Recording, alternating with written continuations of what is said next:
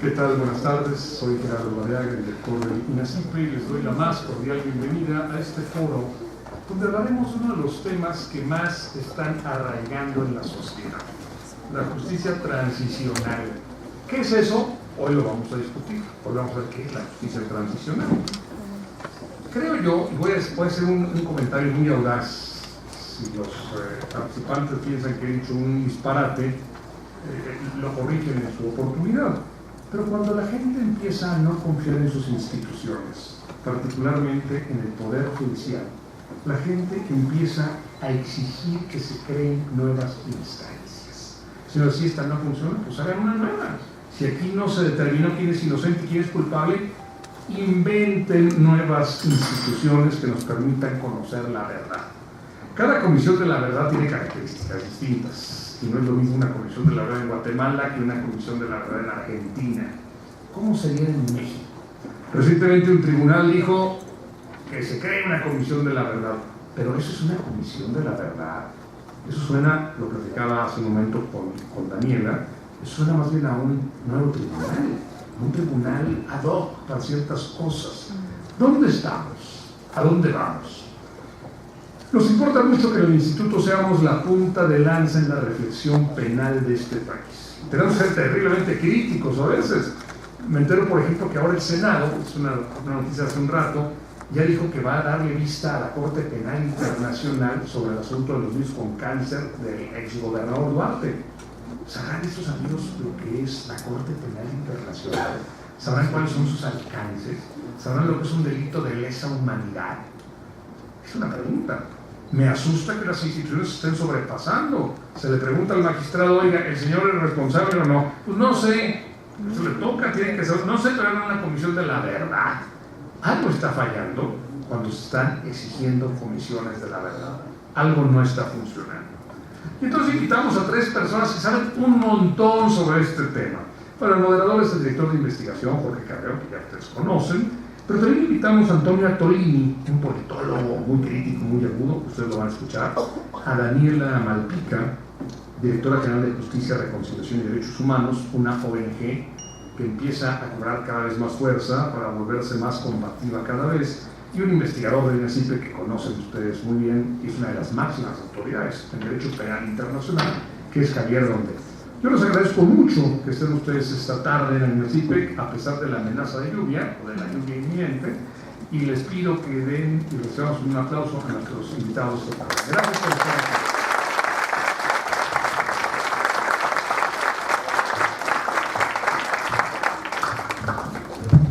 Muchas gracias, muy buenas tardes a todas y todos.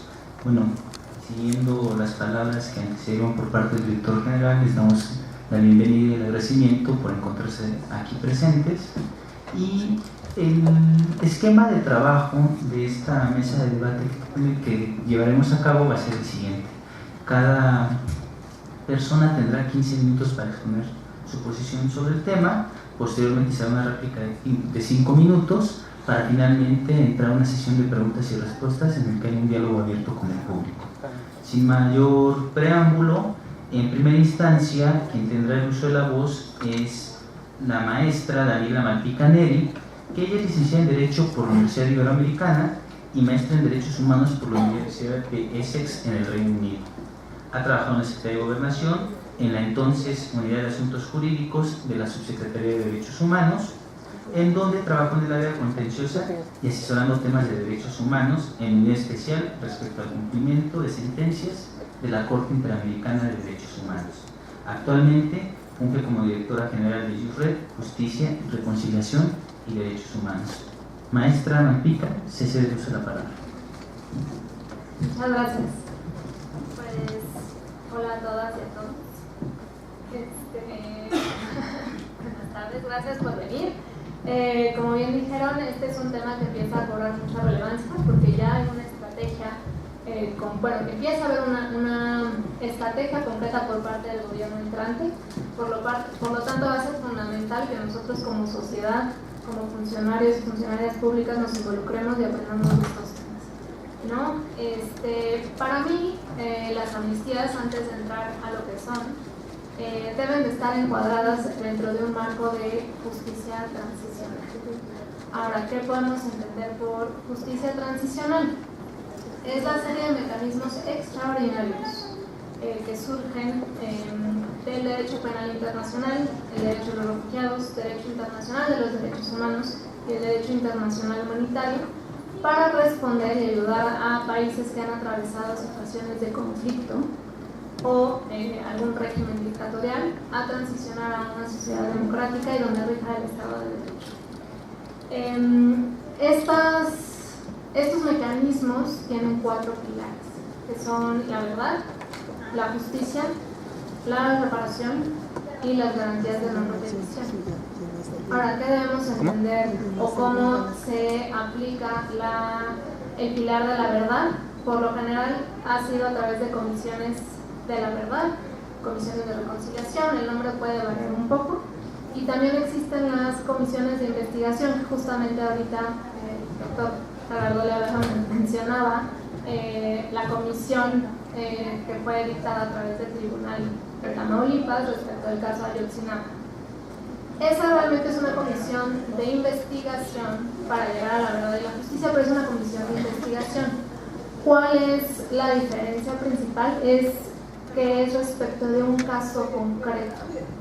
Una comisión de la verdad se enfoca realmente a estudiar violaciones masivas y graves de derechos humanos, ¿no? Incluyendo, dependiendo del caso, si hay un conflicto armado internacional o no internacional, también crímenes de guerra y derechos humanos, ¿no? Y bueno, el pilar de la justicia incluye entes como la Corte Penal Internacional. Estoy segura que Javier podrá platicarnos sobre ese tema. Hay tribunales ad hoc, como fue el Tribunal de Ruanda, el Tribunal de la ex Yugoslavia, y también empieza a haber tribunales híbridos o mixtos, ¿no? El ejemplo más reciente ahorita es la Jurisdicción Especial para la Paz, por ejemplo, que se encuentran implementando en Colombia, ¿no? Es aquí donde entra el tema de las amnistías, pero antes de llegar allá me gustaría terminar con los 4 pilares de la justicia transicional. Después viene el pilar de la reparación. El pilar de la reparación, nosotros en el sistema mexicano ya tenemos muy buenos criterios de reparación siguiendo los criterios de la Corte Interamericana, la reparación integral, y la gran diferencia es que igual deben atender a la masividad de víctimas, ¿no? No es lo mismo estar en un país donde el Estado de Derecho impera y tener casos excepcionales de violaciones graves a derechos humanos en los que es más fácil dictar una reparación, a tener un caso como el genocidio en Ruanda, que son 800.000 personas asesinadas, y que ahí son 800.000 personas asesinadas, más todas las víctimas indirectas que requieren una reparación, más todo el resto de delitos que hubo en ese conflicto, ¿no? Entonces, necesitamos de un sistema que responda a las víctimas. Nosotros, de cierta manera, copiamos un modelo transicional. Tenemos la Comisión Ejecutiva de Atención a Víctimas, que fue copiado un poco del modelo colombiano, pero debido a que fue copiado sin los otros 2 mecanismos, ha tenido fallas estructurales, ¿no? Desde la definición de quiénes son víctimas y quiénes no. En el modelo colombiano tenían la definición de víctimas específicamente enmarcadas dentro de un conflicto. Nosotros no lo tenemos, ¿no? Entonces creo que eso ha dificultado la labor de la SEAP en cuanto a capacidad técnica, económica y de recursos humanos, ¿no? Además de que decidimos también dotar a cada estado con su propio sistema de reparación integral de víctimas, que también ha sido un problema que se instalen y de ahí que logren coordinarse con la federal. Y por último son las garantías de no repetición, que aquí tradicionalmente era el accountability, ¿no? El poder buscar a los responsables, sobre todo en las instituciones de gobierno, la rendición de cuentas, poder quitar, por así decirlo, a los arroces negros del servicio público para evitar que este tipo de delitos o de violaciones se vuelvan a cometer. De ahí se ha expandido porque se ha visto que eso no ha sido suficiente, ¿no? Ahora en la teoría y en la práctica, en los mecanismos de justicia transicional, se busca que estas garantías abarquen mucho más, ¿no? Reformas legales, reformas sociales y reformas culturales, ¿no? Reformas legales, por ejemplo, aquí en México posiblemente no podamos tener un cambio si no hablamos o tenemos una discusión seria sobre el marco regulatorio de drogas, una reforma penitenciaria, una reforma social, por ejemplo, en cómo estamos viendo nosotros el conflicto después de 12 años de guerra contra el narcotráfico, ¿no? Creo que es algo que necesitamos empezar a platicar sin creer que yo tenga todas las respuestas, pero por ejemplo, ¿qué vamos a hacer con un niño sicario? ¿No? ¿Cómo lo vamos a ver? ¿No? La percepción puede ser que de muchas personas, pues este niño sicario ya mató a 100 personas, ¿no? Que se refunde en la cárcel y nunca vuelva a salir, pero pues ¿dónde estuvo el Estado para este niño? ¿No? Creo que esas van a ser como de las discusiones duras y que ahí tiene que ver un poco con la amnistía. Las amnistías pues es la inaplicación de una norma penal enmarcada dentro de un periodo de tiempo determinado por actos determinados y en beneficio de un grupo determinado de personas, ¿no? Antes hubo muchas amnistías, bueno, empezaba a haber amnistías como el check and blanket amnesty se les conoce, que esas fueron muy criticadas y ahorita ya no son avaladas por parte del sistema de Naciones Unidas y por la Corte Interamericana. Porque estas amnistías era como todos los que estuvieron involucrados en el conflicto no se les va a aplicar la norma, ¿no?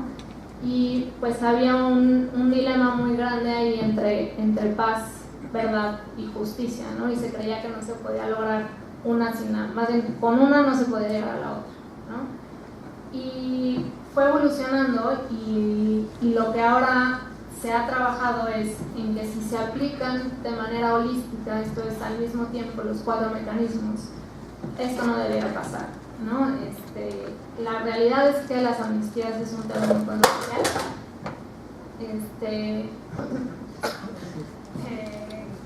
Por lo general lo que se da son amnistías condicionales, esto es un incentivo para lograr dejar atrás el conflicto, ¿no?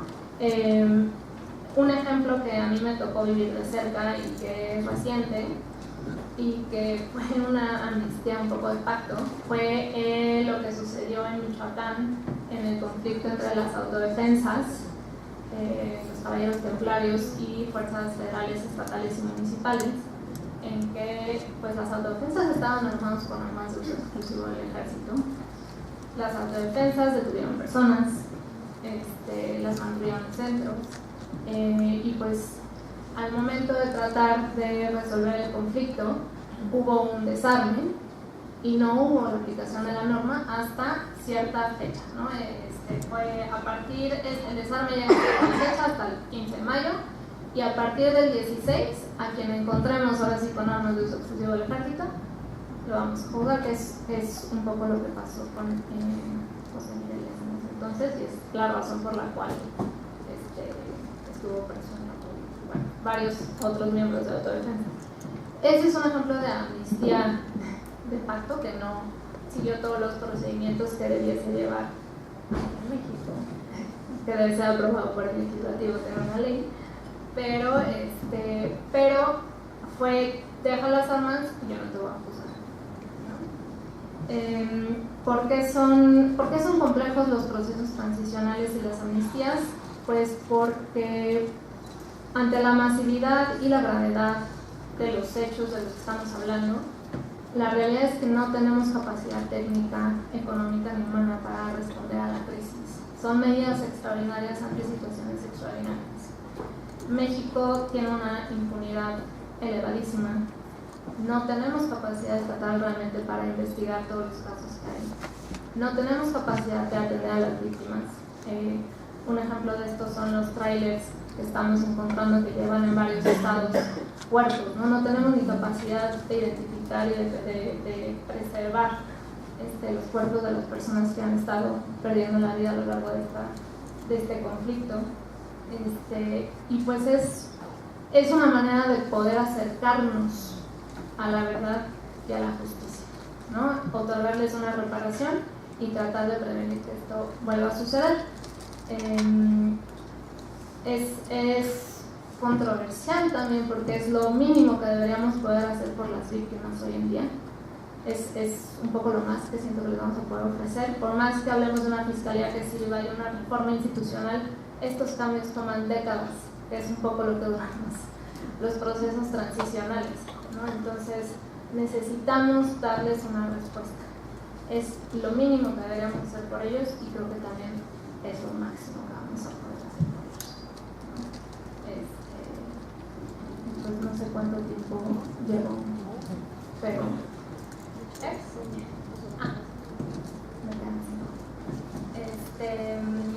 y pues bueno, para enmarcar y contextualizar un poco las amnistías en otro contexto, a mí me gusta mucho hablar del caso argentino.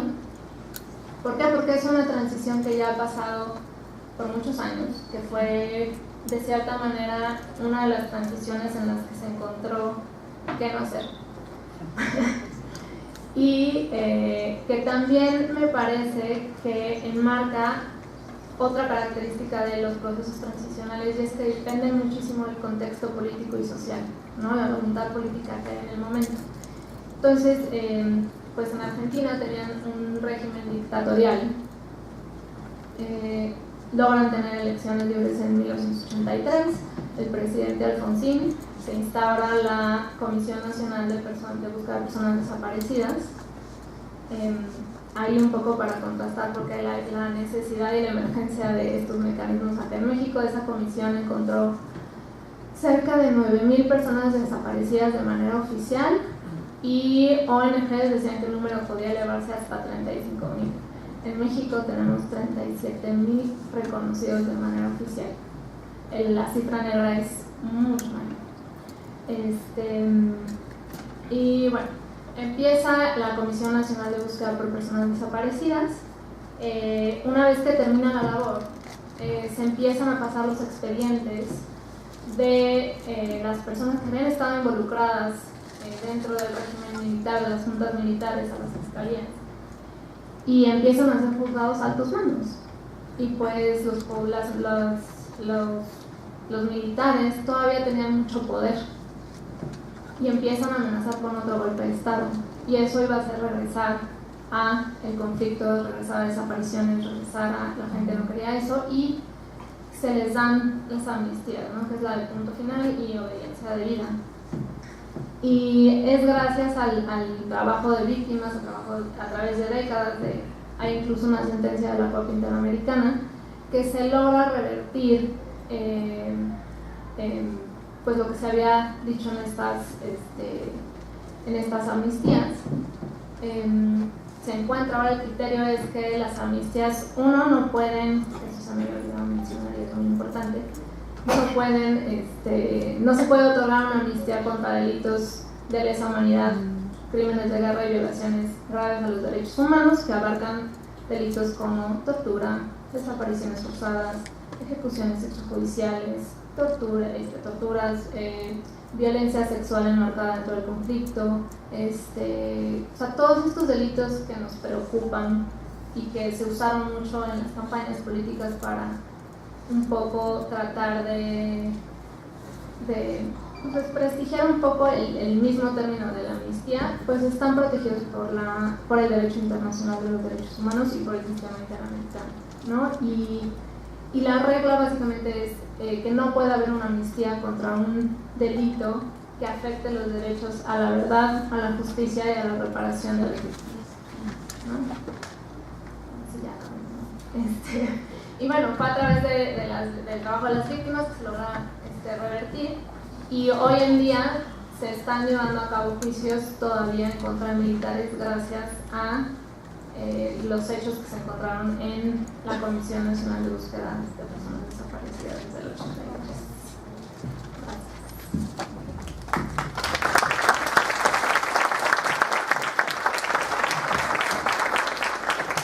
Esta primera participación de la maestra Martica, y bueno, se rescatan las observaciones que efectúa con respecto a los niveles de la justicia transicional, la necesidad de plantear nuevos paradigmas en torno al análisis de la propia justicia, volver nuestra atención a la víctima para que no sea un convidado de piedra en el sistema de justicia mexicano, y los límites a los que puede llegar o acceder la justicia. Dando paso o siguiendo la tónica de nuestra mesa, en este momento tocará el turno al licenciado Antonio Atolini Murra, que es politólogo e internacionalista por el Instituto Tecnológico Autónomo de México, ITAM. Fungió como vocero en la campaña presidencial del hoy presidente electo Andrés Manuel López Obrador, y es productor y locutor en Radio Fórmula, así como analista, estratega y consultor político. ¿Cedemos la palabra?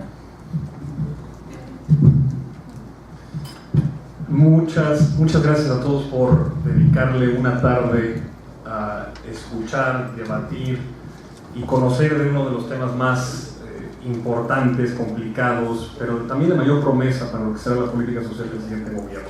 Entro directamente en materia. Nos convocan a hablar sobre la ley de amnistía, y sobre eso hay que resaltar algo. Cuando se habla de amnistía, en realidad se habla de una ley de amnistía, es decir, de un proceso legislativo abierto y transparente a los ojos de la ciudadanía y sujeto al escrutinio de representantes populares electos democráticamente en una elección y llevados al Congreso de la Unión, pero también de académicos, organizaciones de la sociedad civil y, por supuesto, a víctimas y familiares de víctimas de la violencia generada de delincuencia organizada. Este es el modelo que ha seguido, pues, por lo menos toda América Latina en términos de procesos de reconciliación y paz de el último cuarto de siglo, en el siglo XX. Una ley de amnistía, por lo tanto, no significa que una persona hará uso de sus prerrogativas ejecutivas y decretará un perdón liso y llano a todas las personas involucradas en delitos relacionados a la delincuencia organizada. Una ley de amnistía significa abrir un proceso de construcción de paz por parte del Estado, cuyos objetivos principales sean, tal como lo menciona Daniela, la verdad y la memoria, la justicia, la reparación del daño y las garantías de no repetición. Esto no queda en una disposición retórica, esto está asentado jurídica e institucionalmente en principios de la justicia transicional, avalada por el derecho internacional consuetudinario y además también por nuestro propio orden jurídico. Y eso es también bien importante. Esto no resulta un invento basado en una ocurrencia. Curioso será decir que la ley de amnistía está actualmente reglamentada por nuestra Constitución Política de los Estados Unidos Mexicanos. Es en el artículo 73, en su fracción 22, en donde se establece que el Congreso de la Unión podrá hacer uso de la amnistía siempre y cuando esté sujeta y avalada por los tribunales competentes. La amnistía entonces debe darse en los mismos términos en los que se da cualquier iniciativa de ley, es decir, su iniciativa, discusión, aprobación, sanción, publicación y vigencia. ¿En qué consistirá la ley de amnistía? Bueno, también dicho por Daniela. Primero, ¿cuál es el universo de personas a los que se le va a conceder amnistía? Y complicado como pueda ser eso, sí existen elementos suficientes para poder tomar esta consideración en prioridad, dado que sí existe una población infantil involucrada en el conflicto armado. Y este tema Naciones Unidas, la Corte Interamericana de Derechos Humanos y distintos organismos internacionales sí han puesto especial atención. El representante especial del secretario general de las Naciones Unidas para la cuestión de niños y conflictos armados ha hecho un llamamiento a los estados para que se consideren alternativas al enjuiciamiento y la detención de niños por motivos de su real o supuesta asociación a grupos armados. Lo que principalmente viene a desmantelar de base la ley de amnistía es la consideración unívoca, autoevidente, accesible y obvia que se ha instalado en nuestro sentido común, que es que vamos a resolver la barbarie metiendo gente a la cárcel. No da ni siquiera por principio ético, deja tú institucional o físico en términos incluso de la capacidad instalada del sistema penitenciario mexicano, poder suponer que con cárcel vamos a poder pacificar a este país. Considerar que una persona debe pasar tiempo en la cárcel y no en un proceso ajustado a reinserción social de largo alcance es seguir condenados a la misma tragedia nacional.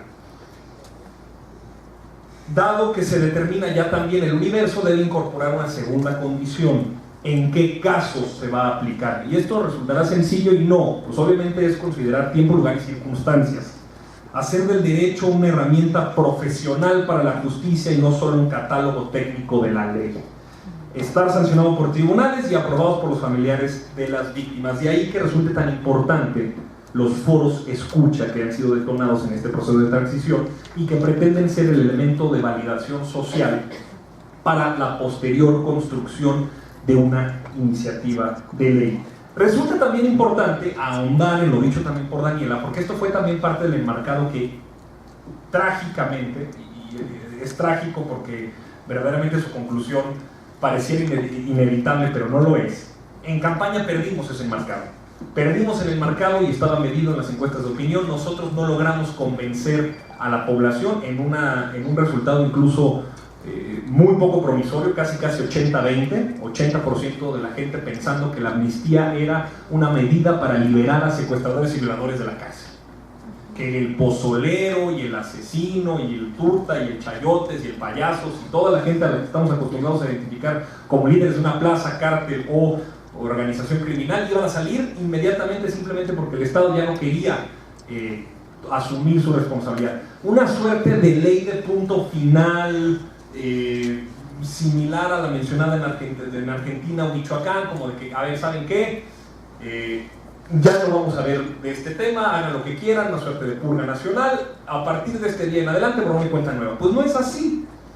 En el marco del sistema de infracciones graves establecidos por los 4 convenios de Ginebra de 1949, en su artículo 49, 50, 129 y 146, y a su vez también en el protocolo adicional de 1977, en su artículo 85, los estados partes están obligados a investigar todos los crímenes de guerra presuntamente cometidos por sus ciudadanos o fuerzas armadas o en su territorio, y si procede enjuiciar a los imputados. También deben investigar otros crímenes de guerra sobre los que se tengan jurisdicción y si procede enjuiciar a los imputados. Es decir, desaparición forzada, secuestro, violación, asesinato, no son competencia de la ley de amnistía. Otra vez desmantelando el enmarcado de que es un decreto que se instaura desde el poder por un flechazo de buena voluntad frente a lo que en realidad es, que es un proceso institucional. Incluso también esto es una cosa que no se ha dicho. México tiene una historia sobre leyes de amnistía. Existe la referencia histórica en el siglo XIX, en donde el presidente Lerdo de Tejada expide un decreto de amnistía el 27 de julio de 1872 por delitos políticos derivados de la rebelión político-militar del 8 de noviembre de 1871. Pero en el siglo XX existen además otras instancias, otros momentos en donde se llevaron a cabo leyes de amnistía y que son un poco más accesibles. En 1917, Venustiano Carranza publicó una ley de amnistía a quienes se levantaron en armas en contra del ejército constitucionalista. En 1922 se aplicó la ley de amnistía a quienes habían cometido delitos de rebelión y sedición. En 1937, Lázaro Cárdenas concedió amnistía a los militares que hubiesen incurrido en el delito de rebelión. En 1976 se publicó una ley de amnistía en beneficio de los involucrados en el movimiento estudiantil de 1968. La ley de amnistía que continúa vigente, incluso que se publica en 1994 con motivo del levantamiento del Ejército Zapatista de Liberación Nacional en Chiapas, promovida y promulgada por tanto Salinas como Zedillo, y actualmente incluso en su infinita hipocresía los partidos tanto PAN, PRI y PRD, que propugnaron por la narrativa de que la amnistía era liberar a secuestradores y violadores, acaban de aprobar una amnistía en la entonces Asamblea Legislativa del Distrito Federal para los hechos violentos de quienes se vieron involucrados en el 1 de diciembre de 2012. Recientemente, incluso la Asamblea Legislativa promovió una ley de amnistía para los involucrados. Por lo tanto, la ley de amnistía, en el contexto en el que nos compete en esta discusión frente a la pacificación y la reconciliación del país, lo que pretende hacer es socavar la base social del narcotráfico, al traer a la legalidad a jóvenes migrantes y campesinos que por necesidad o obligación se han dedicado al cultivo y distribución de droga.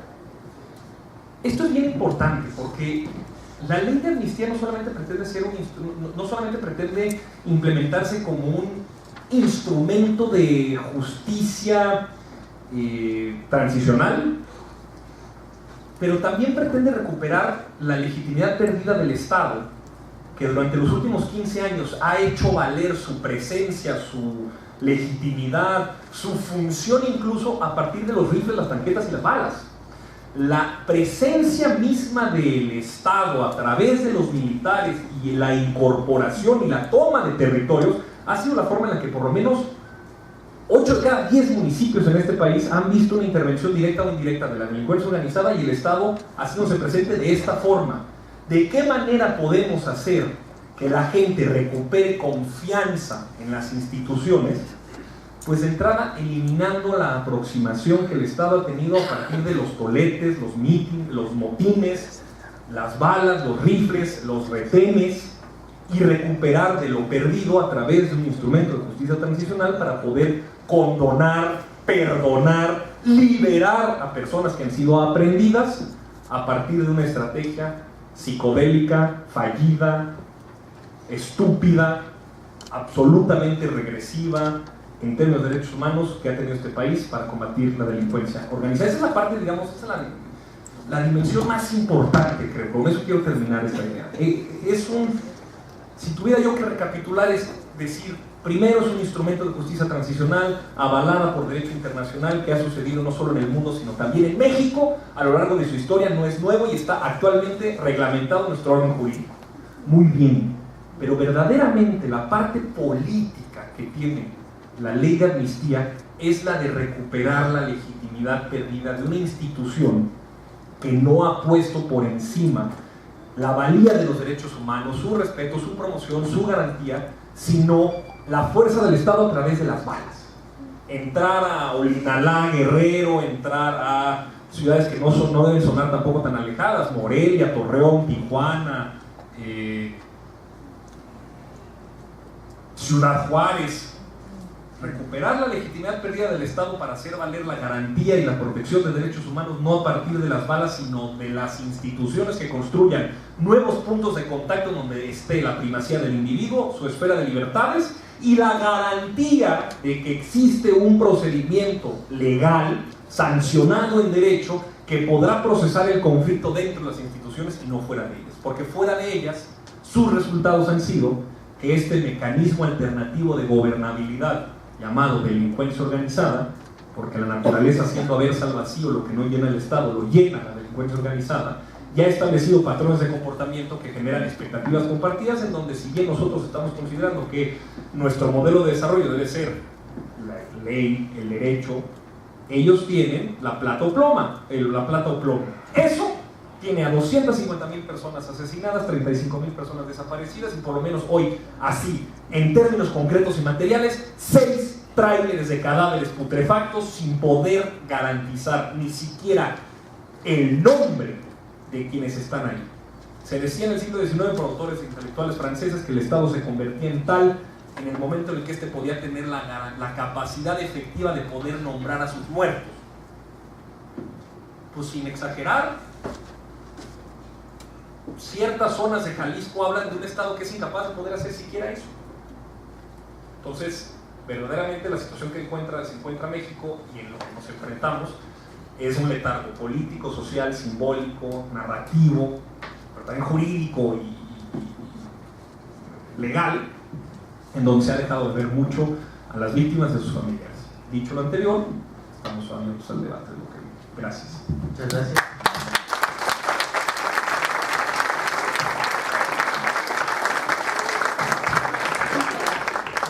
El desarrollo histórico de las leyes de amnistía que ha tenido México desde el siglo XIX, XX y en el siglo actual que menciona el licenciado Tolini, así como se rescatarán estos 3 puntos, en qué consiste la ley de amnistía, hasta qué punto llega, a quién abarca o comprende, y finalmente la intención o el objetivo que tiene esta ley se está proponiendo, obviamente dentro del marco legal que lo permite la institución, en este caso también la Constitución Política de los Estados Unidos Mexicanos. Procedemos a ceder la palabra al doctor Javier Donde Matute, quien es doctor en Derecho Penal Internacional y Derecho Penal Comparado por la Universidad de Aberdeen, Escocia, maestro en Derecho por la Universidad de Georgia, y actualmente se desempeña como investigador en el Instituto Nacional de Ciencias Penales, este centro público de investigación, destacándose a sí mismo que es investigador nacional nivel 2. Javier, se te cede la palabra. Muchas gracias. Bueno, como yo soy el ponente de casa, quisiera personalmente darles la bienvenida a los demás integrantes de la mesa y bueno, iniciar esta discusión. Daniela les dio una definición de amnistía, yo les voy a dar otra.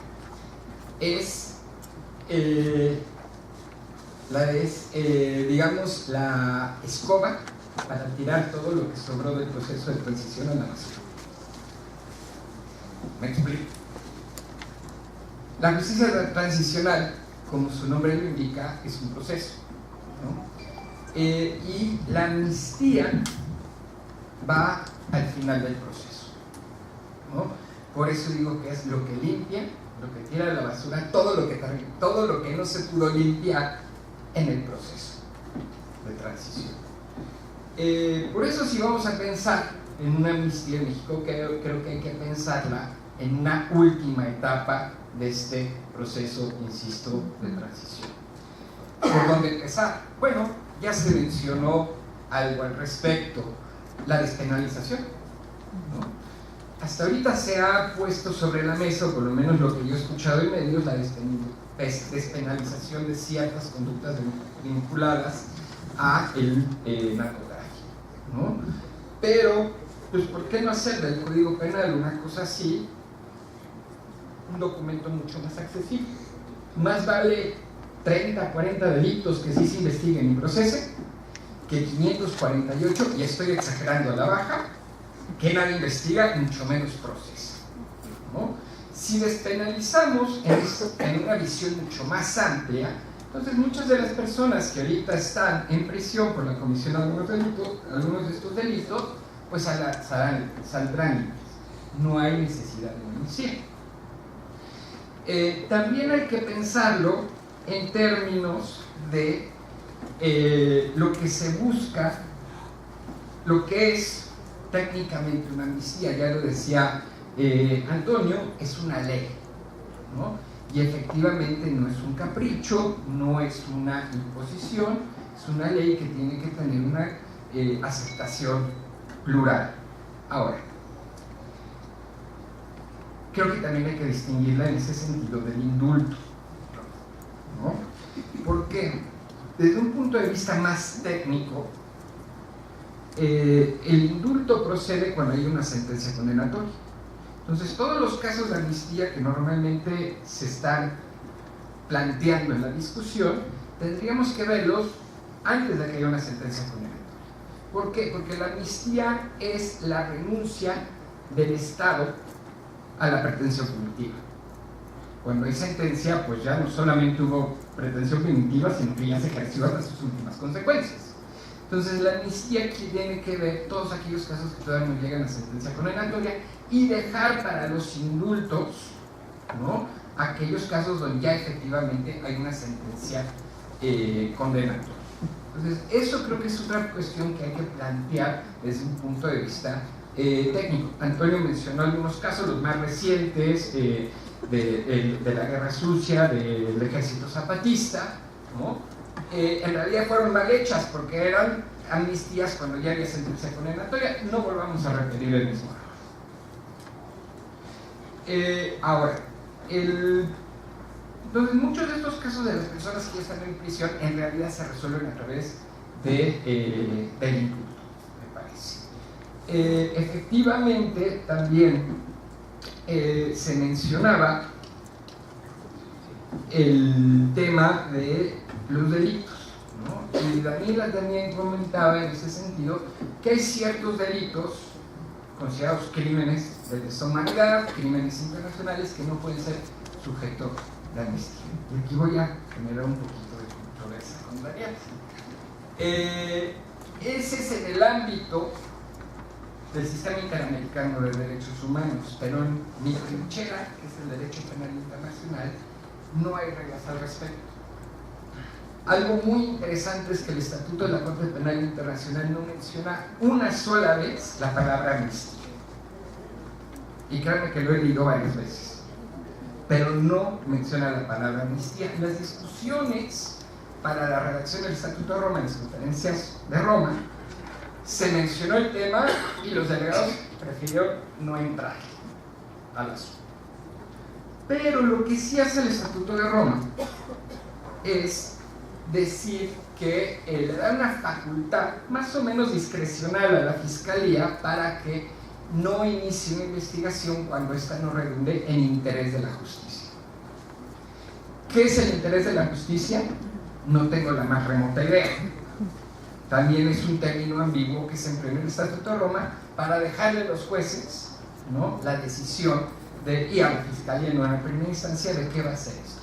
Pero lo que sí nos dice el Estatuto de Roma es que una investigación, es decir, en este caso el ejercicio del poder punitivo internacional, no será necesario cuando este no redunde, entre otras cosas, en los beneficios o que afecte el interés de las víctimas, ¿no?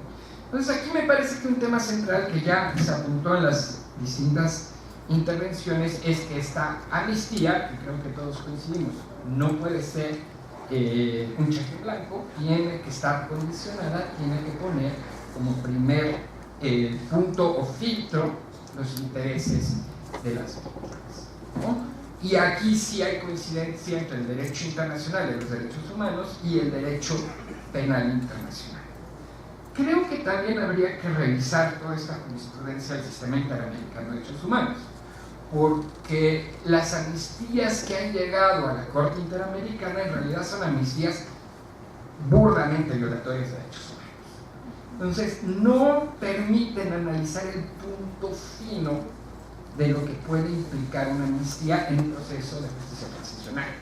Hay muy pocos indicadores de cómo pudiera funcionar esto en un Estado democrático, no en un Estado donde hay amnistías que son cheques en blanco y demás. Estos puntos finos no nos ha dado la Corte Interamericana. Yo inclusive me atrevería a decir que una vez que tengamos más o menos claro por dónde va esta ley de amnistía, ¿por qué no someter a una opinión consultiva a la Corte Interamericana de Derechos Humanos para que nos digan si vamos por el buen camino o no, ¿no?, ante la falta de información, ¿no? Pero bueno, eso quizá habría que verlo en un futuro con la Secretaría de Relaciones Exteriores y con las Fuerzas Armadas. Ahora, otra cosa que es muy importante para la amnistía, o como yo la visualizo en este proceso que vamos a iniciar, otra limitante. Ya vimos el tema de los delitos, pero también hay una limitante en el ámbito de las personas. Ha surgido en el contexto del derecho penal internacional el concepto de los máximos responsables, ¿no?, que normalmente, y no estoy de acuerdo, pero normalmente se equipara con aquellos que son los líderes o los superiores jerárquicos de las distintas organizaciones. Podríamos pensar de las organizaciones criminales en un caso como México, pero también de los agentes estatales, ¿sí? Entonces, estas personas, por lo que yo llamo de manera no muy precisa, son personas que tienen una calidad de garante especial y que por eso el derecho penal internacional les ha otorgado una responsabilidad adicional que aquellos subordinados que simple y sencillamente llevan a cabo las acciones que pueden consistir en crímenes internacionales. Otra limitante que vamos a encontrar, por lo menos en materia de política criminal internacional, valga la expresión, es justamente excluir a estos llamados o mal llamados máximos responsables, ¿no? Ahora, Otro aspecto que también es importante considerar cuando se debate el tema de las amnistías es quién la va a otorgar. Sabemos que tiene que surgir de una ley, pero creo que para que esto opere de manera efectiva tiene que haber alguna instancia, ¿no? Quizá alguna especie de órgano que actúe como un juez, ¿no? Que establezca en qué condiciones se va a dar o no la amnistía. ¿Por qué digo esto? Si ya quedamos de acuerdo, y estamos de acuerdo que no van a ser amnistías que son cheques en blanco, sino que van a ser amnistías condicionadas, tendrá que haber alguna instancia que diga cuando esas condiciones ya se dieron por satisfechas, para efectivamente que la persona acusada pueda beneficiarse de esa amnistía. Entonces, alguien tiene que tomar esa decisión.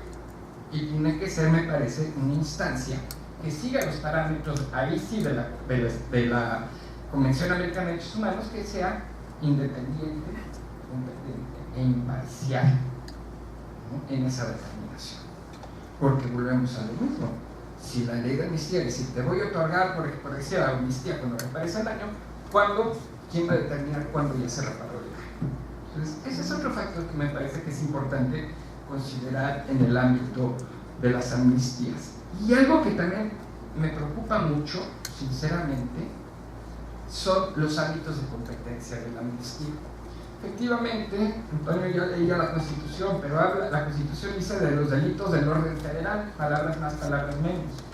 ¿Qué vamos a hacer con aquellos delitos que son del fuero común? Felizmente me parece que muchos de ellos no podrían ser amnistiables, ¿no? Como el secuestro, el homicidio, la violación, pero habría que pensar que pudiera haber algunos de los cuales dependeríamos. Se dependería de la voluntad de las legislaturas estatales para otorgar amnistías en ese tema. De lo contrario, pudiera haber ahí otra invasión de esferas si no se hiciera en este sentido.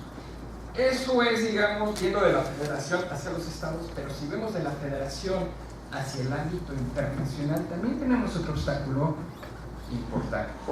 Yo les dije que la Corte Penal Internacional, el Estatuto de la Corte Penal Internacional no prevé amnistías, pero no sabemos si esto va a ser tomado como un factor para que se inicie una investigación en México por una falta de voluntad para llevar a cabo procesos ante la Corte Penal. No sabemos, es mera especulación. Pero algo que me preocuparía todavía más es el tema no internacional sino extranjero.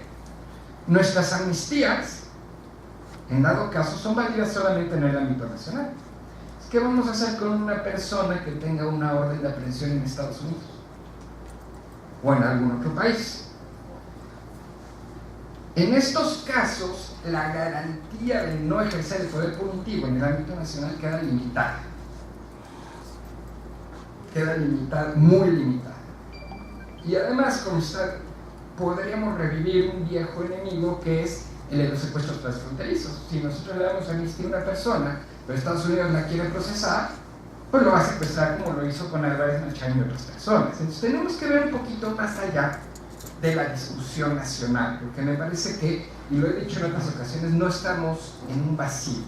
Entonces, tenemos que ver todos estos factores, tanto extranjeros como internacionales, que ciertamente influenciarían la toma de decisión, no solamente de la justicia transicional, sino la ley de amnistía que eventualmente se promulgue. Gracias.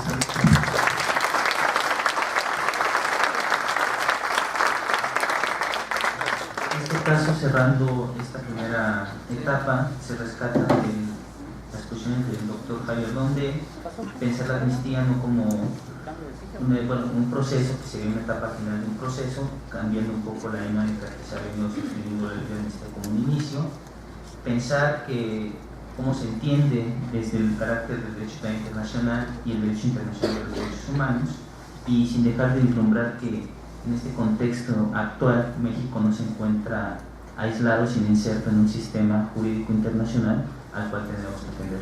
En este sentido, se va a ceder nuevamente por la palabra a la maestra Malpica a efecto de generar diálogo y opiniones sobre los temas antes planteados. 5 minutos. Bueno, pues Pues bueno, sí, coincido contigo que la amnistía tiene que ser necesariamente lo último que viene en un proceso transicional. Es feo que suene, pero sí es la escoba, ya, lo que queda, ¿no? Y creo que eso está vinculado un poco con lo que decías de máximos responsables, ¿no? La estrategia de priorización cuando hay una intervención por tribunales internacionales, ya sea la Corte, un tribunal ad hoc o incluso en una protección especial para la paz de Colombia, hay una priorización en altos mandos, ¿no?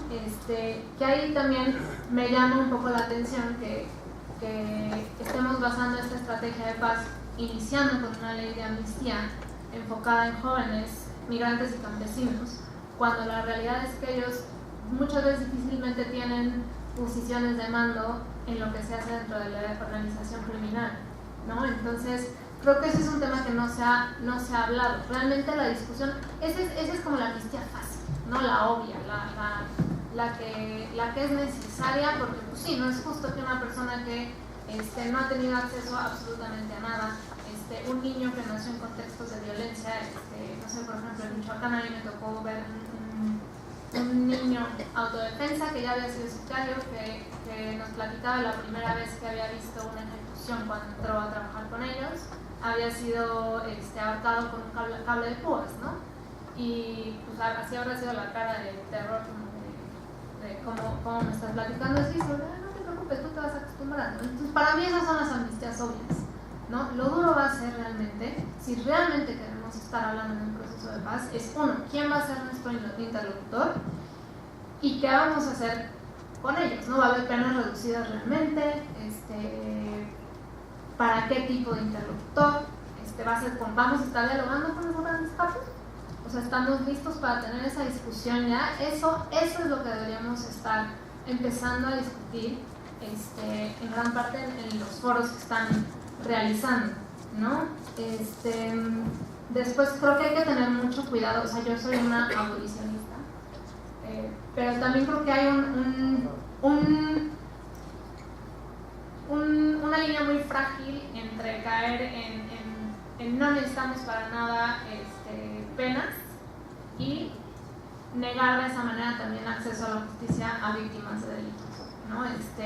Creo que más bien debe ser una opción a mecanismos de justicia restaurativa que tienen más un fundamento de conciliar relaciones, ¿no? Que también ese es un poco el objetivo de la justicia transicional, tratar de restablecer confianza y relaciones, entender que en un país somos codependientes, ¿no? Ya tenemos que aceptar que estamos en el mismo territorio, no hay cárceles en donde quepan todos los narcotraficantes o todas las personas que los malosos, como les llaman. Necesitamos construir una idea conjunta en la cual entendamos que somos codependientes. El punto final está cómo balanceamos la verdad y la justicia, ¿no? Después, en cuanto a quién la aplica, creo que también eso es lo que nos falta por parte de la estrategia del gobierno entrante, ¿no? En los mecanismos transicionales existe primero una socialización muy amplia de todos estos términos que creo que no ha habido, ¿no? Se trabaja con las víctimas, se les explica qué son. A mí la metodología que han empleado los foros de escucha ha cambiado incluso de cuando iniciaron a las preguntas que se le están haciendo ahorita de acuerdo a lo que han incluso publicado en la página de internet. Y realmente las personas no están entendiendo aún, y eso se ve en cada uno de los foros en los que llegan con sus mantas a decir ni perdón ni olvido. No están logrando transmitir el mensaje de qué es lo que quieren. Y si lo que quieren es legitimizar una estrategia, ya tendrían que tener una propuesta concreta de qué va a ser su ley de amnistía, ¿no? No podemos legitimizar ideas en abstracto, ¿no? También creo que para cerrar esta participación, sí es importante señalar que amnistía no es un mecanismo en sí de justicia transicional, ¿no? Es una herramienta en proceso de paz que sí se usa en mecanismos internacionales, pero la amnistía en sí no es uno de los pilares de la justicia transicional, ¿no? Entonces, creo que eso es importante señalarlo. Y sí, otra de las complejidades del caso mexicano es que, por ejemplo, muchos de los desaparecidos, de las personas que estamos encontrando, pues no son ni siquiera personas mexicanas. ¿no? Tenemos un problema transfronterizo de macrocriminalidad con el que vamos a lidiar. Es un caso que no hay ningún tipo de antecedente en cualquier otro proceso transicional, ¿no? Ni siquiera en Colombia. Los acuerdos de paz en Colombia ahorita fueron con las FARC, ni siquiera con la totalidad de los grupos armados que hay allá, ¿no? Ellos lograron enmarcarlo únicamente al contexto político de las FARC, que es un poco la teoría dura de los procesos transicionales, que se cree que son conflictos por ideologías o por cuestiones políticas. Nosotros estamos en otro paradigma, ¿no? En el que, gracias a que hay una colusión entre Estado y delincuencia organizada, realmente no tienen un incentivo político y por eso tienen plenamente un incentivo económico, ¿no? Entonces ese va a ser un dilema con el cual nosotros nos vamos a enfrentar. Gracias.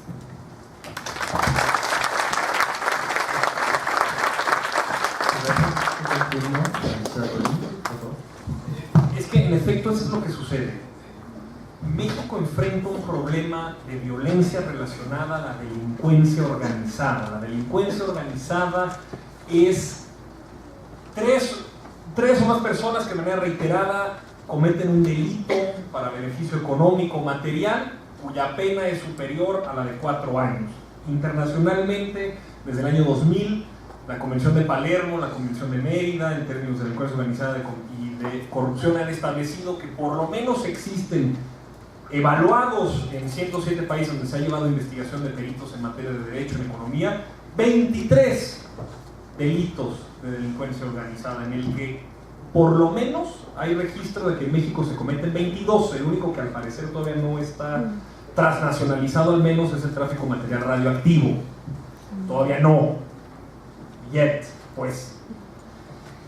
En ese sentido, la amnistía sí se enmarca en un proceso no solamente de justicia transicional, en el que otra vez pareciera que estamos hablando como de principios retóricos en donde sí, buscar la memoria, la justicia, la verdad, la reparación del daño, suena bien, pero poco se entiende cómo se aplica.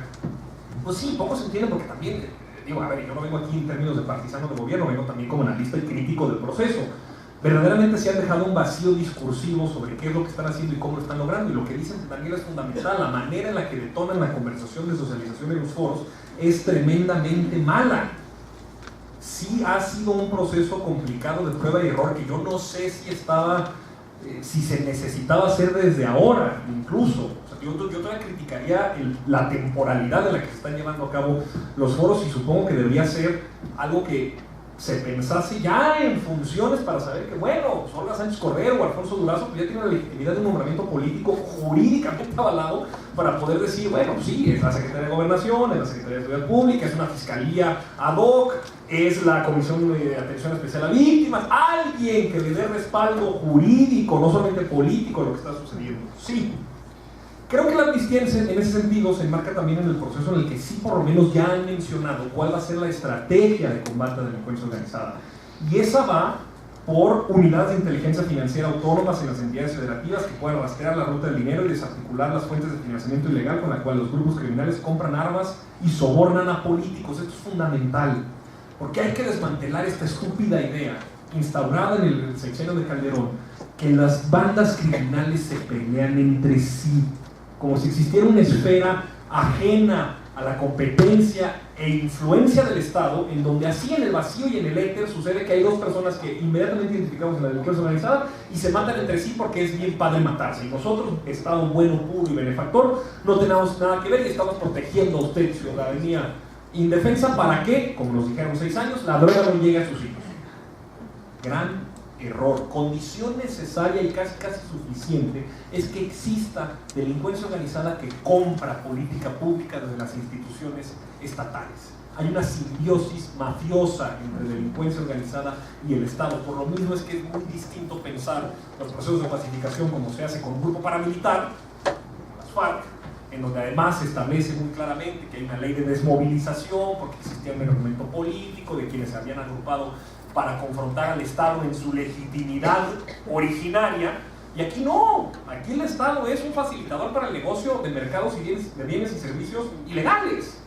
Es gracias al Estado que se puede hacer delincuencia organizada. Es en realidad la delincuencia organizada de cuello blanco la que tiene principal involucramiento en este sentido. Entonces la ley de amnistía no puede darse en ese sentido. Claro, tiene que ser la última etapa, porque hay un proceso donde se han involucrado peritos en derecho, en economía, fiscales, organizaciones de la sociedad civil, personas de renombre, organizaciones religiosas. Hombre, se transiciona de un régimen a otro. Y se empezó a ver. Se empezó con lo que parece ser la propuesta póster de una campaña que sí habla de seguridad, sí habla de reconciliación, sí habla de paz, pero que el proceso al menos va lento y desordenado.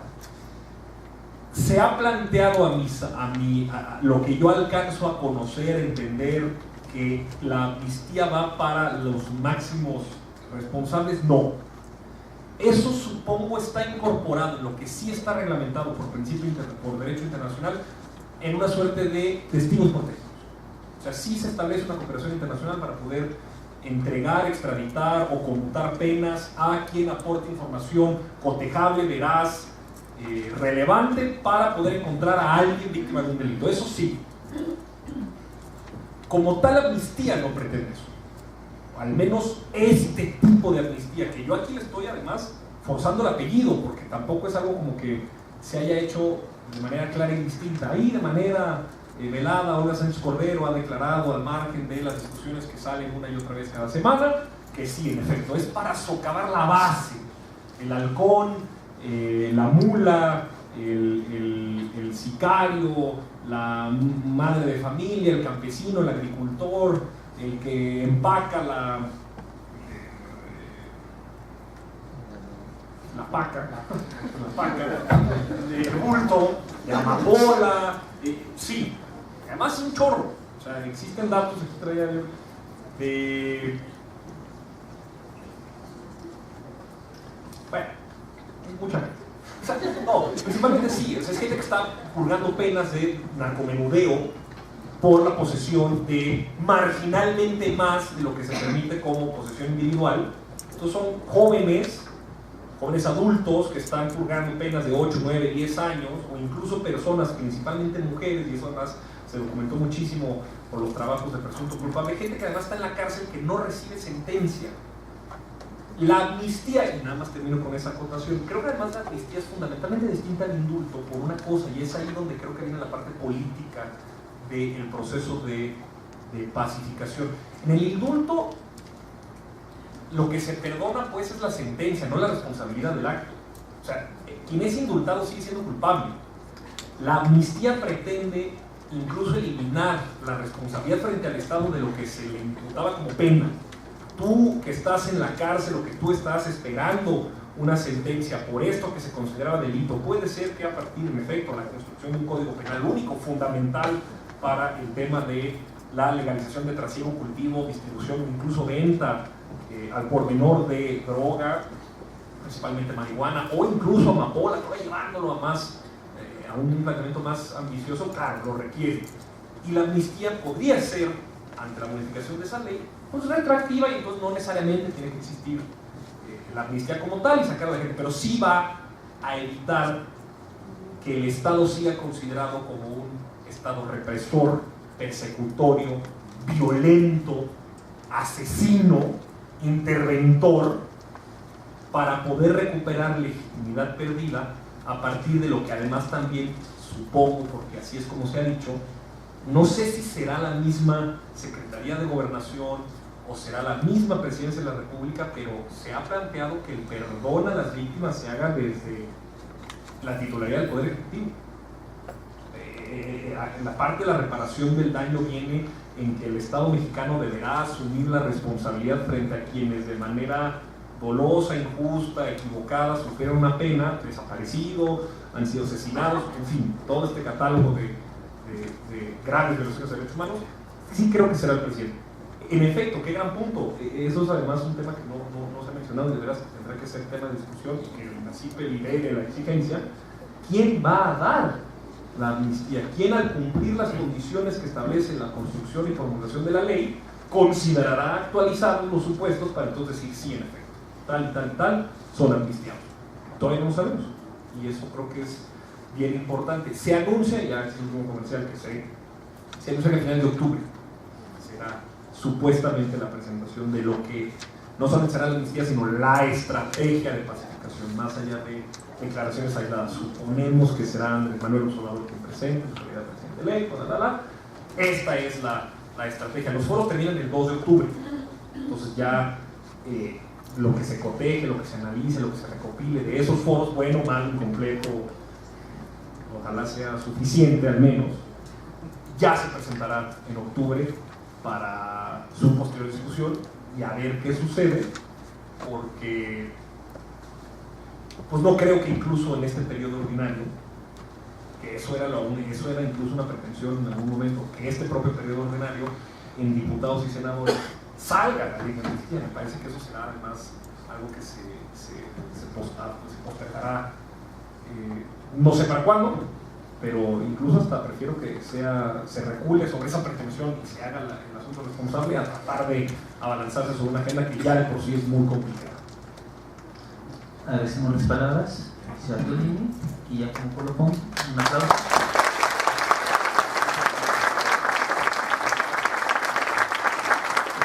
Como colofón tenemos la participación del doctor Javier González.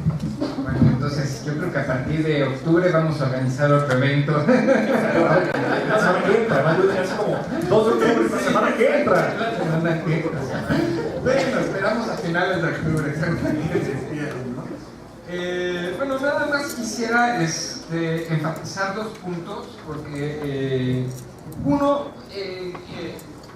que mencionó Daniela, pero que me parece importante recalcar, es que estas amnistías modernas, por llamarles de alguna manera, efectivamente no son blanco y negro, ¿no?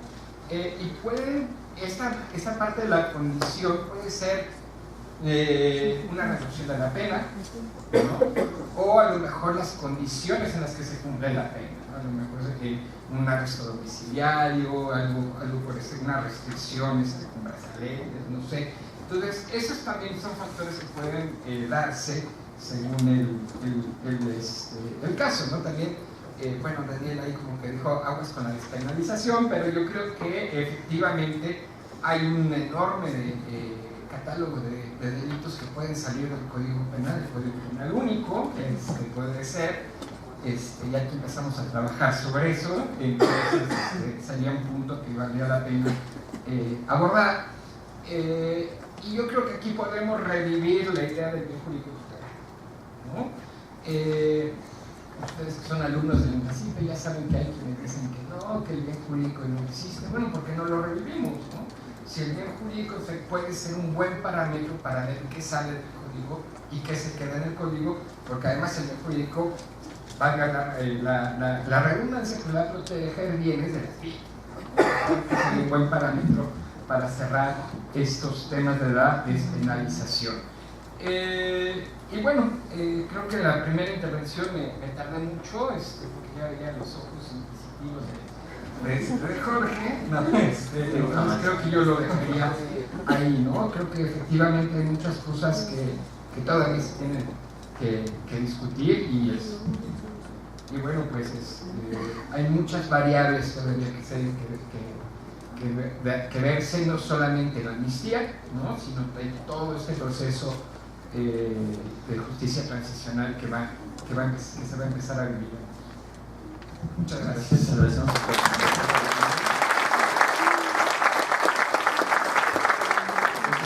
un espacio de deliberación entre los panelistas y el público. Si tienen preguntas, podemos juntar 4 o 5 preguntas y podemos iniciar la réplica de las mismas.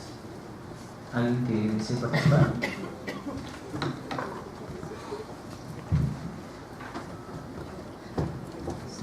Ya se funciona.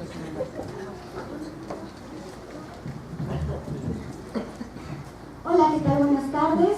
Mi nombre es Cecilia Horta, yo soy de aquí de INACIPE y mi pregunta va específicamente para el licenciado Tolini.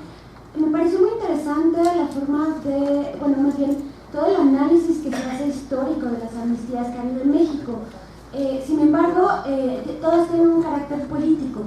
¿Cuál sería entonces cómo se utilizarían estos antecedentes históricos de las amnistías para un contexto como el de hoy, que no tiene un interés político? Y ustedes mismos lo han manifestado así, que en la actualidad las personas que están metidas en esos conflictos no tienen una pretensión política. Entonces ahí es una como gran distinción que pregunto cómo se va a poder utilizar un mecanismo como el de la amnistía, que si bien hay varios antecedentes en México, no se cumple este elemento político. Gracias.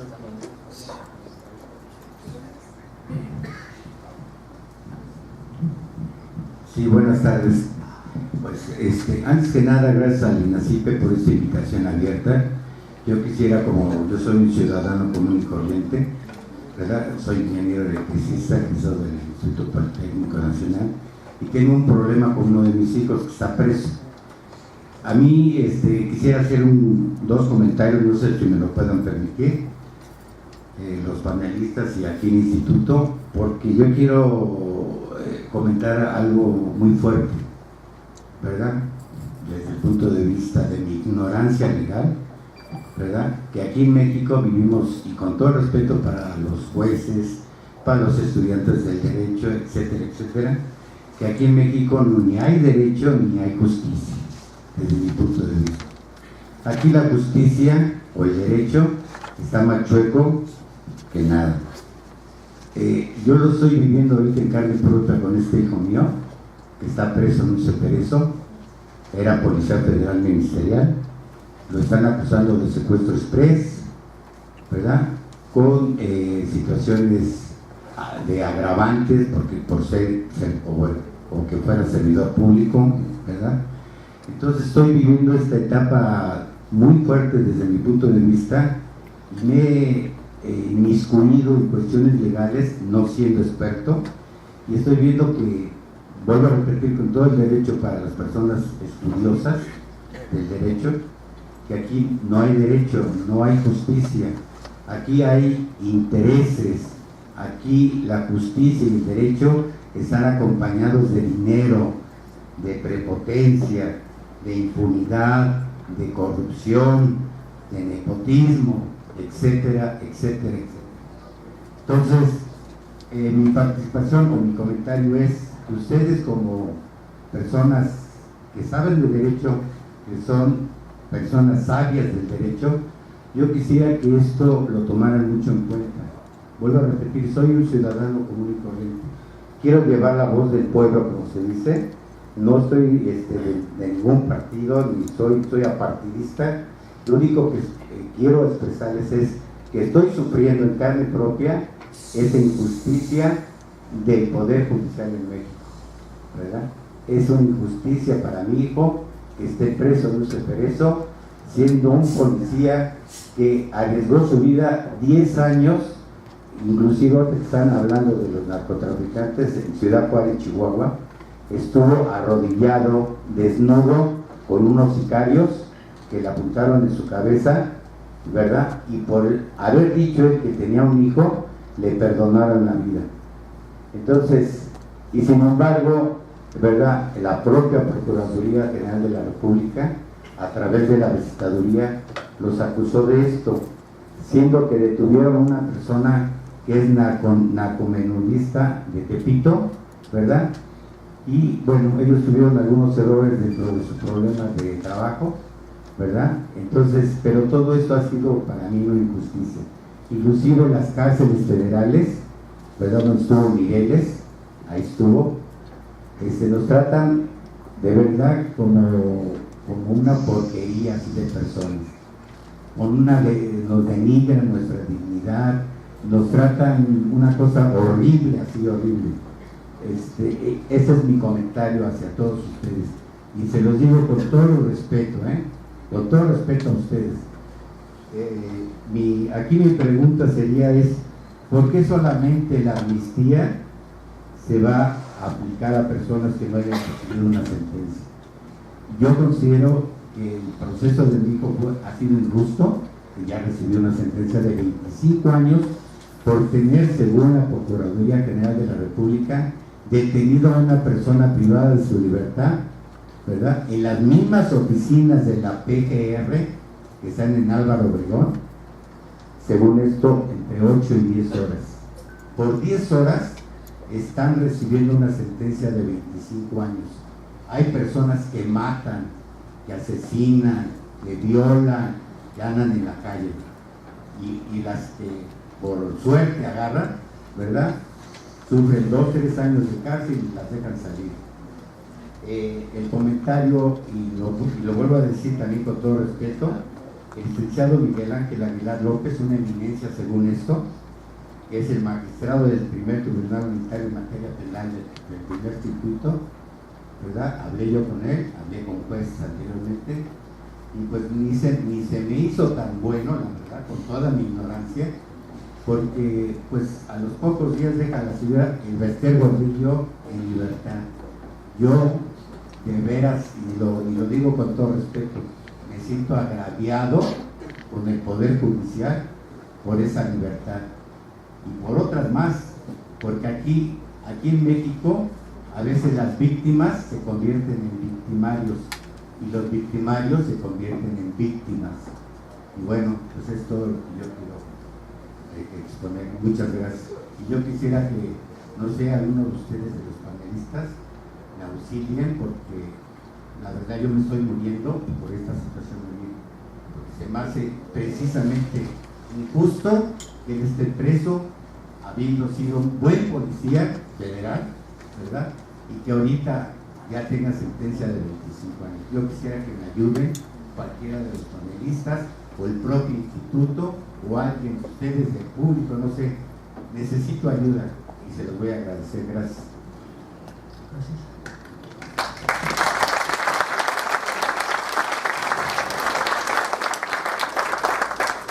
Buenas tardes. Bueno, buenas tardes. Mi nombre es Julio César Hernández. Soy licenciado en criminología y actualmente estoy trabajando de policía. Llevo 10 años. La pregunta es para la licenciada Caneri. A su punto de vista, ¿quién tiene que garantizar la no repetición de la víctima y en qué institución recae mayor peso? ¿Alguna pregunta?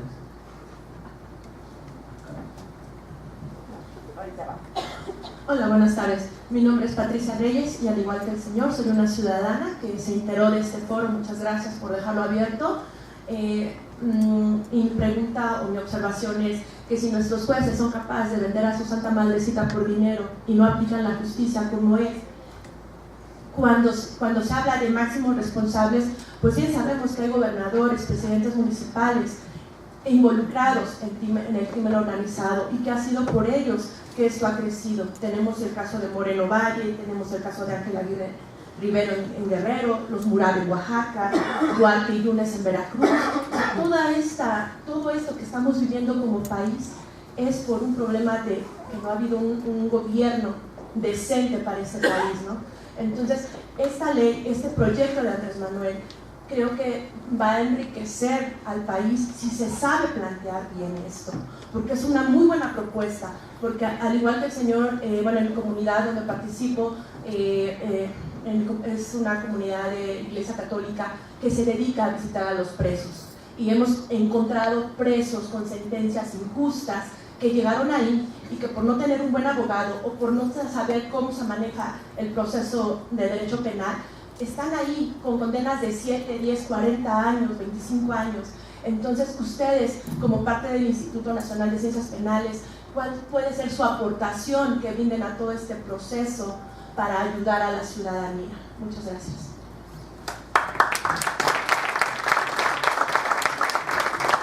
Buenas tardes, mi nombre es Erika Capito, soy estudiante de la UEM y mi pregunta es: ¿por qué se le da amnistía a los delincuentes y a los servidores públicos que hacen abuso de la autoridad, haciendo de PGJ, PGR, no sé, personas que ocupan cargos dentro del gobierno público?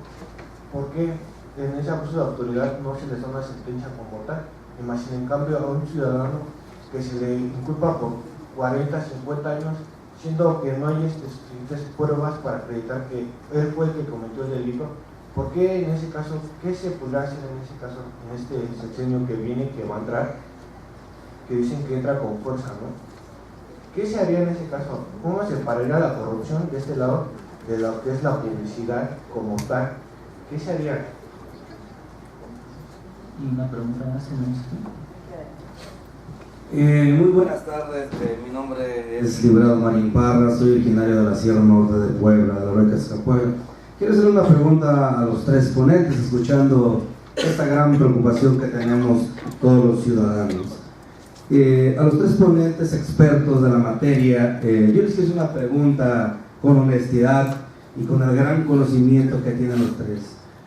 ¿El gobierno, o decirse gobierno, administra capos, o nomás el pueblo somos los que visualizamos que el gobierno administra capos? Porque aquí existe un gran debate, se expresa que los señores capos, el narcotráfico, Chapo Guzmán, y pareciera que aquí estuviéramos todos una bola de incrédulos. ¿Por qué incrédulos? Nos engañan que no saben dónde está Joaquín Guzmán Loera, Arturo Beltrán Leiva, creo que sí se escucha. Y es verdaderamente vergonzoso que estemos en foros y foros, seminarios, periodistas interrogan, cosas parasitientas. ¿Por qué parasitientas? Porque le damos vuelta, que tenemos de interrogar o no lo interrogamos. Tal que les pregunto a los tres expertos ponentes, ¿el gobierno es la delincuencia organizada? ¿El gobierno es el Estado? ¿O en realidad nosotros aquí los que fungimos, que somos abogados, no hemos entendido? El Estado de Derecho se parte de un rector donde muy claro lo dice. Jacobs señalaba que la ley es muy perfecta, milimétrica. Y ahora resulta que un juez tiene otro criterio, un ministerio público tiene otro criterio. Bueno, pues entonces estamos hablando que en este país y en el mundo no existe un tal rector, que existen sentimientos del individuo hacia la impartición de justicia. Tal por eso que a los tres expertos les pregunto, en México, en nuestro país, ¿el gobierno administra delincuencia organizada? Gracias.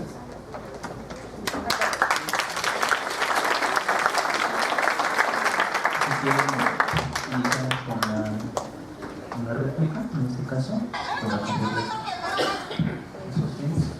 Contesto la primera. A ver, la amnistía sí tiene un carácter político, pero por supuesto que tiene un carácter político. Mi pretensión al hablar del antecedente de las amnistías en México era muy sencillo, era simplemente revelar que no es una excepcionalidad, que no es algo que no se haya hecho antes, no solamente en México, sino en el mundo.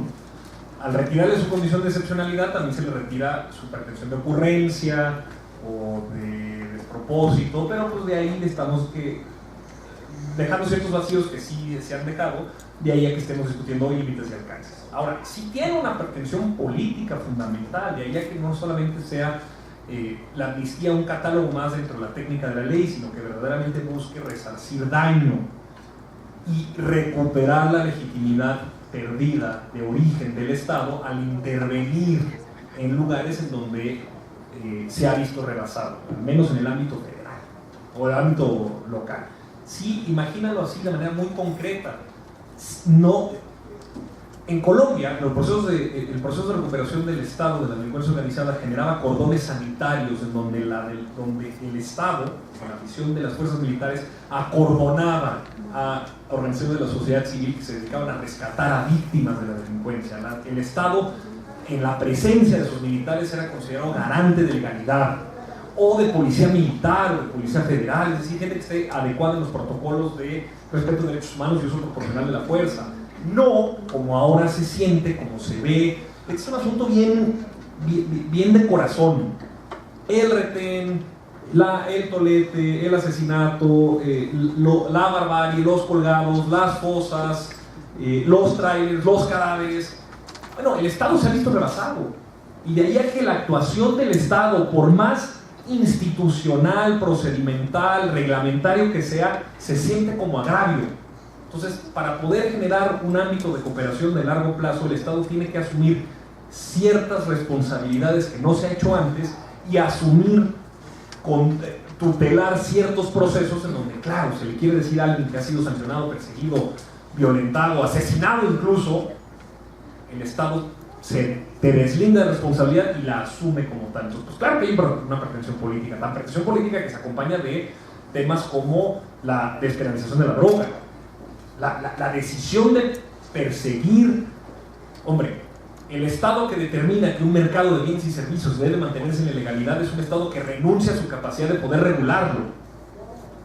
Pretender que eso acompañar a la amnistía de este tipo de planteamientos, por supuesto que es político, y político entendido de la manera de una nueva visión del país, cómo gestionamos mejor el conflicto que lleva hoy a gente a estar muerta, asesinada, sin nombre, sin apellido, pudriéndose en las cargas de un camión, no exagero.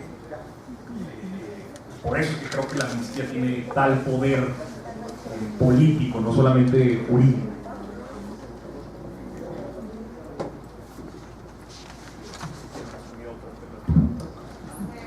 Yo contesto la que me hicieron de garantías de no repetición.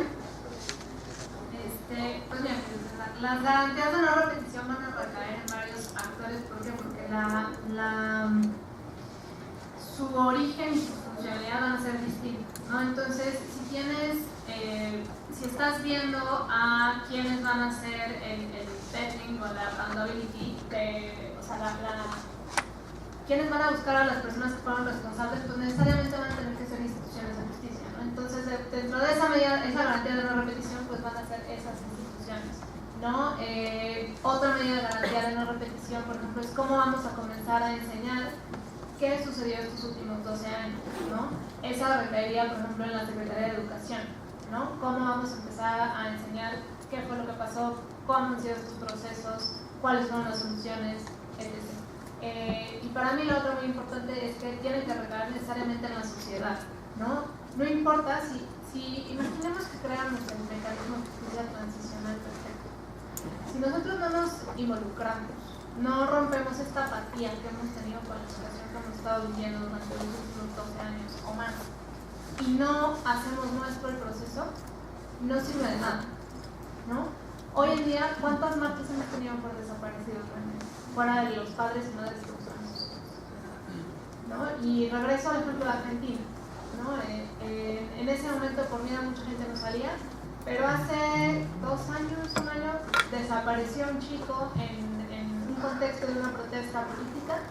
Argentina se paralizó, porque ellos entendieron el nunca más, ¿no? Ellos entendieron que eso no podía volverles a pasar, ¿no? Y hicieron materia de escuela, hicieron un documental, se pasó en la televisión. Entonces, las garantías de no repetición recaen en todos y en todas. Esa es la realidad, ¿no?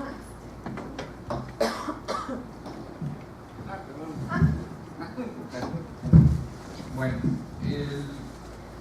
voy a tratar de responder las preguntas de una manera global, ¿no? Porque creo que hay un hilo conductor en todas las preguntas y comentarios que se hicieron, que es el papel del Estado, de los agentes estatales, ¿no? Mucho se ha enfatizado las personas que son miembros de la delincuencia organizada, o son los campesinos, o son quienes transportan la droga, o arman las vacas y demás. Pero me parece que este proceso de justicia transicional también tiene que ver con las personas que están o han estado en el gobierno, ¿no? Y se ha hablado mucho de que el 1 de diciembre inicia la cuarta transformación, que es yo lo veo como un cambio de régimen. No sé si lo vean como un cambio de régimen quienes proponen esta cuarta transformación. Y eso implica también confrontar dentro de este proceso de justicia transicional a el régimen anterior, ¿no? Y eso a su vez tiene que ver con el papel que jugaron los agentes estatales en la escalada de violencia. Entonces, quizá el énfasis debería de empezar por ahí, ¿no? Por las personas que facilitaron justamente que creciera la delincuencia organizada y que crecieran todos estos delitos atroces que durante los últimos años se han cometido en México. Y otro tema importante que también subyace al proceso de transición es el papel que van a jugar las y los policías, ¿no? Mucho hablamos de desmilitarizar, pero nunca nos preguntamos ¿y quién va a llegar en el lugar de las Fuerzas Armadas? ¿No? Y a los policías siempre se les ha tocado en México con el garrote.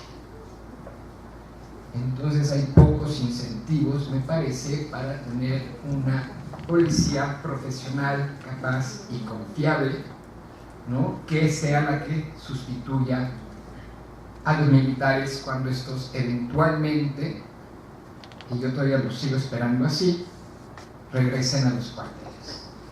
Entonces me parece que son dos temas de varios que quizá no pudimos abordar en este foro, porque además nos los acotaron a amnistía, aunque nos salimos de ahí, pero era inevitable. Pero creo que es una discusión que va mucho más allá, y lo que yo planteo tanto con los funcionarios de la tercera transformación del viejo régimen, eso suena muy colonialista, pero bueno, y de las policías tiene que ver con el fortalecimiento de las instituciones, ¿no? Al final de cuentas no va a haber, y ya lo decía Antonio, no va a haber amnistía o proceso de transición que aguante si no hay un fortalecimiento de las instituciones, porque si no, pues vamos a volver a los mismos ciclos de corrupción e impunidad de, entre comillas, el viejo régimen. Muchas gracias. Yo sí quiero decir algo. El caso del ingeniero sobre su hijo apresado, yo lo voy a decir muy franco, le voy a decir la verdad, yo no lo puedo ayudar, pero puedo tomar su caso particular para revelar lo que está sucediendo a nivel nacional y cómo su sentir y su agravio es parte de la responsabilidad de quienes estarán asumiendo cargos públicos. La construcción de quién se identifica como víctima o victimario está completamente difusa. No hay buenos y malos, no hay un bando contra otro, no se sabe. Hay tal desorden que ni siquiera hemos podido ser capaces de poder explicarle a la gente la barbarie con la que estamos. Y barbarie es desde la tormenta personal que usted vive hasta la que vive tantas otras personas anónimos de origen y huérfanos de padre. Nadie sabe qué está pasando. Esa es parte de la gran tragedia nacional. No tenemos relato de nuestro problema y se ha inquistado en medios de comunicación y en la opinocracia y en quienes han estado subvencionados por oficinas de Naciones Unidas o por el propio gobierno para instalar una narrativa que, si bien es atractiva, es completamente inútil, porque durante 15 años hemos seguido explicándonos las cosas como han querido o como se ha instalado, y no termina por darnos razón de nada. Si a usted yo le digo, o a cualquier otra persona, la delincuencia organizada se está peleando entre sí para que la droga no llegue a sus hijos y entonces estamos garantizando la seguridad y justicia para los... No hay punto de contacto real en la vida y en la esfera más inmediata de la gente para que esto haga sentido. De ahí a que se perciba con absoluta y rampante impunidad que nada de lo que se diga desde el Estado es verdad. El ejercicio es complicado porque cuando tú entiendes a la delincuencia organizada como un mecanismo alternativo de gobernabilidad, te das cuenta verdaderamente del problema en el que nos estamos enfrentando. No es simplemente la radicalización irracional de vulgares ambiciosos que han querido la salida fácil. Incluso hay una muy famosa entrevista a Kiki Camarena donde se le pregunta: ¿y usted por qué decidió tomar el camino fácil? Y le contesta indignado: ¿dónde usted cree que lo que yo hago es fácil? Ese mecanismo alternativo de gobernabilidad que genera expectativas compartidas, que es consistente en términos de sus prácticas, que es coherente en términos de sus principios, que es predecible a través del tiempo, le ha dado a la gente la seguridad de que si hace B, si hace A, sucede B. Pues es suficiente para poder construir organización social, que a largo plazo es poco conveniente para las partes, o digamos en términos, no es justa, y nosotros preferimos del Estado de Derecho. Pues cómo desmantelar eso pues pasa por reconocer verdades que no han sido aclaradas. A ver, por supuesto que la delincuencia organizada, el cártel de delincuencia organizada más poderoso de este país se llama gobierno federal. Pero claro, pero es que no es una exageración retórica. Artículo 19 ha documentado que por lo menos el 83% de las agresiones en contra de periodistas provienen de un funcionario, de una persona en funciones del Estado. Existe involucramiento dentro de los expedientes que han sido consultados, por lo menos incluso en un caso icónico del caso de Ayotzinapa, donde hay intervención de funcionarios de primer nivel de la Procuraduría para alterar expedientes, confesiones que fueron obtenidas a través de tortura. Hombre, eso que la narrativa oficial ha tratado de incorporar como anomalías, pues bueno, entre anomalías y anomalías y excepciones se termina de construir una estructura. Entre coyunturas y coyunturas sucede que ya vemos entonces cómo funcionan las cosas. Es verdaderamente complicado. ¿Por qué se sanciona? ¿Por qué pretendemos entonces aplicar la amnistía acotándose como se acota? Precisamente porque estamos tratando de confrontar ese mecanismo de gobernabilidad, encontrando que la manera que hay para romper ese ciclo, y esta es otra vez una decisión política, empieza ahí. La persecución y sanción por parte del Estado de ciertos delitos que ha tenido como regularidad empírica ciertos destinatarios, que han generado ciertos resultados, hay que romperlo. Hombre, podríamos haber llegado a la radicalización institucional de legalizar todas las drogas, establecer un centro de rehabilitación, muy al estilo Portugal, pero a ver, si nosotros no podemos reglamentar ni nuestro mercado de farmacéuticos. O sea, me pasan una hoja, me pongo doctora Tolini, te receta un antibiótico y a ver, fácilmente tú sacas una medida controlada. Ya no tanto, pero sucede. Pues decidimos políticamente que sea por ahí. Bueno, o sea, decidieron y coincidieron en. A mí nadie me preguntó nada. Espero que no lo hagan. Pero como todos los demás, y ahí lo que dice Daniela también sea tan importante, el proceso de reconciliación pasa por reconocer que hay algo que estamos haciendo que no se hacía antes, y el sacrificio que tiene que mostrarse. ¿Y para qué algo verdaderamente sea un sacrificio? A ver, ¿vieron la película de Cadena de Favores? Ay, la del chavito de Sexto Sentido, que le hace 3 favores a desconocidos y va uno por otro. Bueno, ahí tiene una frase fantástica, dice: si vamos a hacer un sacrificio, que tiene que ser algo que sea difícil, tiene que ser algo complicado, que no sea inmediato, que no sea obvio, que nos cueste, que algo dejemos de hacer que queremos para hacer esto otro. Eso es un sacrificio. Si no, nada más es un reordenamiento de agenda. Ya, si el Estado verdaderamente sacrifica y hace y se ata de manos y se juzga e incorpora fiscales y especialistas en derecho, si trae a las Cortes Interamericana de Derechos Humanos, si trae opiniones consultivas de la Corte Penal, si involucra a peritos, si regresa al grupo de investigadores expertos internacionales para el tema de Ayotzinapa, hombre, si se amarra las manos y asume que la responsabilidad que derive de esa investigación tendrá que ser acatada porque así es, bueno, ahí tendríamos que ver a, no solo, y de ahí la declaración, chivos expiatorios a los que todos nosotros conocemos, la Rosario Robles, el Duarte, el otro Duarte, el Borge, el Moreno Valle, si acaso llegase a tener responsabilidades, pero sí el desmantelamiento de toda la operación política de los que llaman los rank and file, los terratenientes, los sargentos, los de segundo y tercer nivel, que estén también en cárcel. Al secretario de la Defensa Nacional, Galván, del sexenio de Calderón, sentado en un banquillo, a Genaro García Luna, sentado en un banquillo para explicar y dar cuenta de su gestión frente a la administración pública en el más alto nivel. Eso pasó en Guatemala, en Chile, en Brasil, en Colombia, en Argentina, en Alemania, en Ghana, en Liberia, en Costa de Marfil. Hombre, a ver, este es un proceso otra vez, no excepcional de nuestra condición latinoamericana, pero sí de pues, nuestra construcción civilizatoria alrededor de la violencia y los vacíos de Estado que se ha dejado a lo largo de nuestra construcción nacional. Entonces, este tipo de cosas, supongo, a la 10ª potencia, están pasando en los foros. No sé qué tanto se está gestionando el conflicto que esto genera correctamente, pero espero que esto derive en algo en el que alguien tan anónimo y tan marginal y tan poco famoso como los casos aquí presentados tengan la misma primacía, tengan la misma prioridad, tengan la misma seguridad de que el caso de cualquier persona con un código postal, un material de cuna o un apellido distinto tenga exactamente la misma posibilidad real de ser resuelto que cualquier otra persona. Creo que esa es la aspiración, al menos en la mía.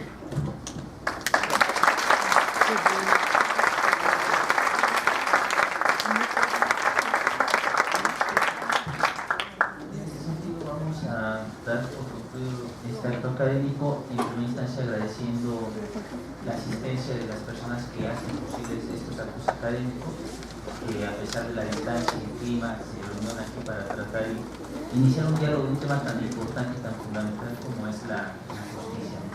Habrá muchos puntos que tratar más adelante, es un proceso que se va construyendo, como han señalado, la justicia se construye día a día y pues es un buen inicio para poder cimentar una base de un diálogo. Agradecemos en este sentido la participación y asistencia del licenciado Antonio Antolini, de la maestra Daniela Martita, y como siempre de Javier Donde, que vamos a hacer la entrega de un reconocimiento y un pequeño obsequio por parte de la Dirección General del Instituto, y a lo cual les pedimos que nuevamente les den un aplauso.